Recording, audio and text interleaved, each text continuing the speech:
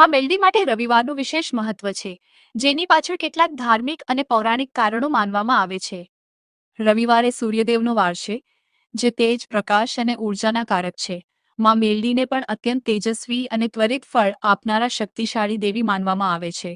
સૂર્યની જેમ માતાજીનું તેજ પણ અજ્ઞાન અને અંધકારનો નાશ કરે છે, તેથી આ દિવસ તેમની પૂજા માટે ઉત્તમ ગણાય છે. લોકમાન્યતા અને પરંપરા. ગુજરાતની લોક સંસ્કૃતિમાં એવી માન્યતા છે કે માં મેલડી રવિવારે વધુ પ્રસન્ન મુદ્રામાં હોય છે અને પોતાના ભક્તોની અરજ સાંભળે છે.